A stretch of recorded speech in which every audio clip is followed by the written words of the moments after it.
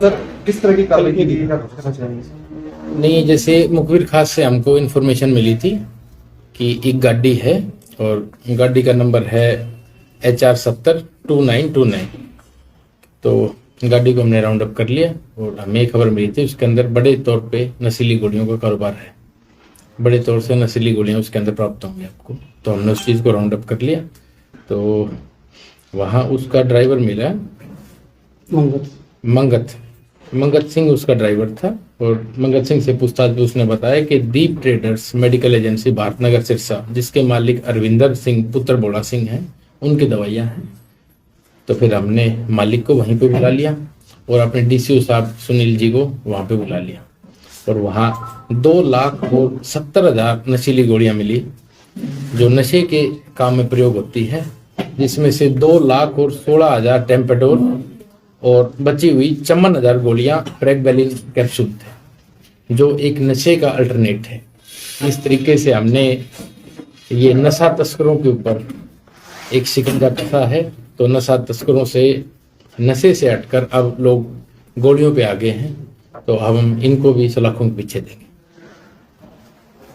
Sir आपने गाड़ी कहाँ से लाई थी और गाड़ी नहीं, जैसे मैंने आपको बताया कि जो ड्राइवर मंगत सिंह है उसने बताया डीप ट्रेडर मेडिकल एजेंसी जो भारतनगर सिरसा के अंदर है, वहां से वो गोलियां लेके आया। तो कहीं सप्लाई, गाड़ी कहाँ कहीं आपने सप्लाई कहाँ करना था से इन्होंने? पकड़ी गाड़ी को?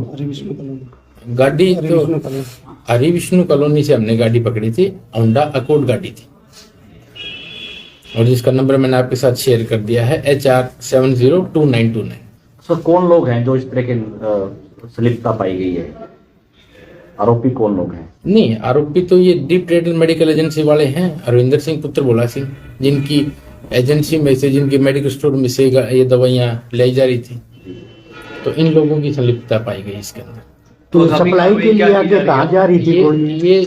ये सबसे हमारे लिए सबसे अच्छी बात है कि पिछले 3 दिनों में, 2 दिन पहले आप भी मेरे पास आए थे इंटरव्यू के लिए, तो पिछले 3 दिनों में हमने 3,60,000 गोलियां पकड़ ली हैं। ये वाकई में एक सिरसा पुलिस के लिए, हरियाणा पुलिस के लिए एक फक्र की बात है, जो हमने नशे के ऊपर एक लगाम लगाने का काम किया है। अब आगामी कार्रवाई क्या कर रहे हैं? आगामी कार्रवाई जिस तरीके से कोर्ट के आदेश हैं उस तरीके से आगामी कार्रवाई होगी।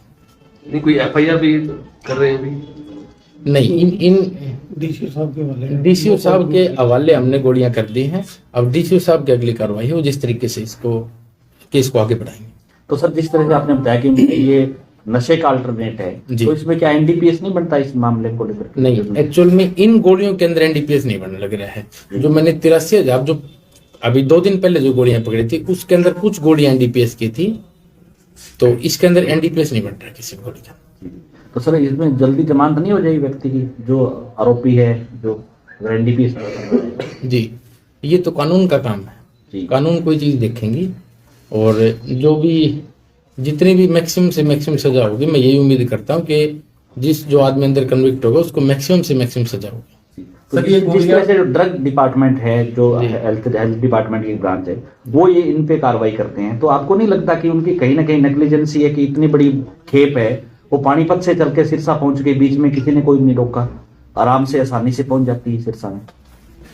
इससे पहले भी आपने कई मेडिकल जो है घरों में चल रहे थे मेडिकल संचालक हैं उनको पिछली बार हमने साफ शब्दों में समझा दिया था जी कि भाई जो भी ये गलत गोलियों का व्यापार कर रहे हैं, गलत गोली कैप्सूलों का जो व्यापार कर रहे हैं उसको बंद कर दें जी। तो शायद ये मुझे उसी का परिणाम लगता है जो हमारे DGP साहब की तरफ से, टाइगर हरियाणा की तरफ से जो ऑर्डर थे कि भाई नशे को हर तरीके से हमें रोकना है, तो ये मुझे यही लगता है कि उसी वजह से ही ये लोग अब सरेंडर करने लग रहे हैं।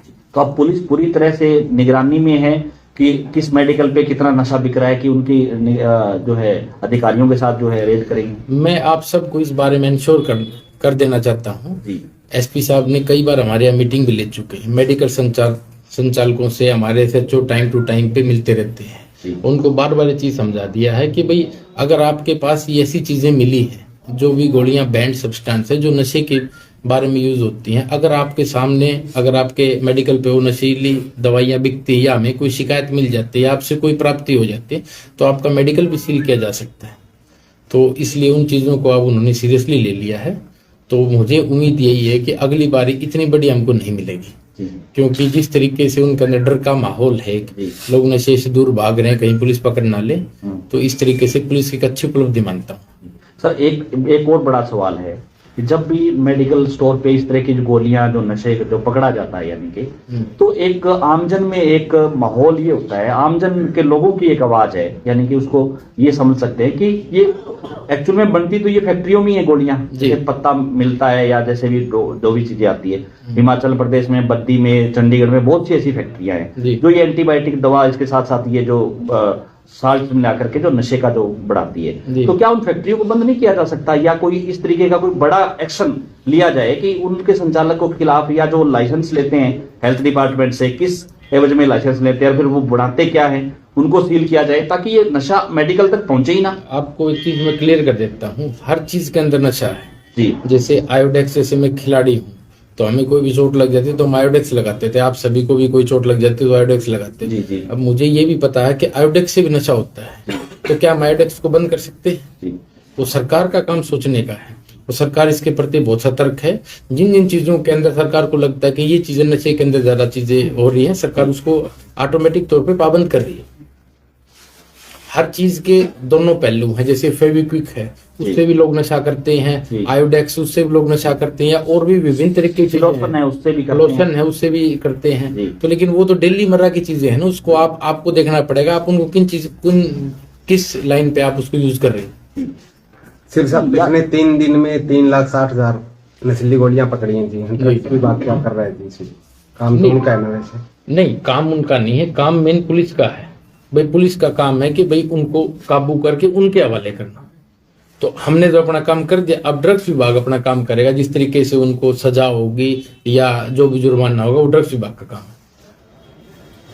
ठीक है जी, thank you sir, thank you. नहीं, मैं एक बात और आप सबके सामने कुछ बताना चाहूंगा कि मेरी अपने यूथ से ये अपील है, जो भी अपने समाज का यूथ है जिसको आगे जाके अफसर बनना है, मान लीजिए कोई अच्छा खिलाड़ी बनना है, उससे मेरी यही अपील है कि अपना फ्यूचर है खेल और पढ़ाई के अंदर, शिक्षा के अंदर तलाश करें, ना कि इन आवारागर्दियों के अंदर करें। उसके अलावा मैं आप सभी के माध्यम से मैं सोशल मीडिया जो इन्फ्लुएंसर्स हैं उनसे भी मैं अपील करता हूं, या जो अच्छे खिलाड़ी हैं जिनको लोग फॉलो करते हैं उन सबसे मैं यही अपील करता हूं कि भाई आप भी इसको अपनी खुद की एक मुहिम बनाइए, ना कि सिर्फ पुलिस ये काम करे। आप इसको अपनी खुद की मुहिम बनाइए और आप अपनी सोशल मीडिया पर वीडियो बनाइए और डालिए, ताकि लोग ज्यादा से ज्यादा इसके अंदर जागरूक हों।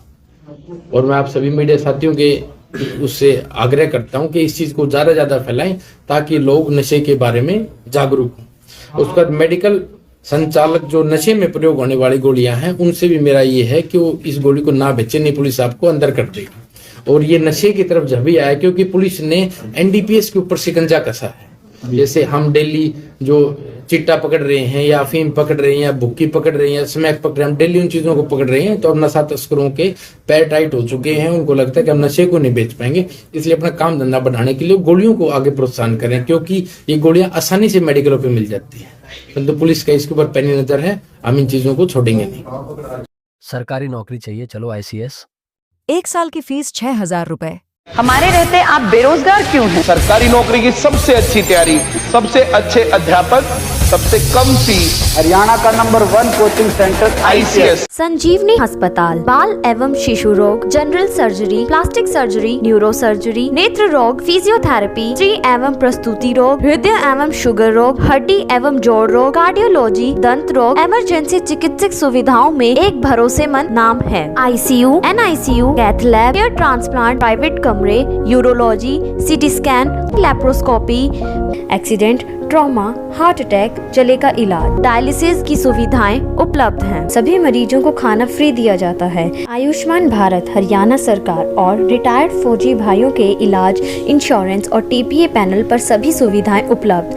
पूछताछ मोबाइल नंबर 7027566691।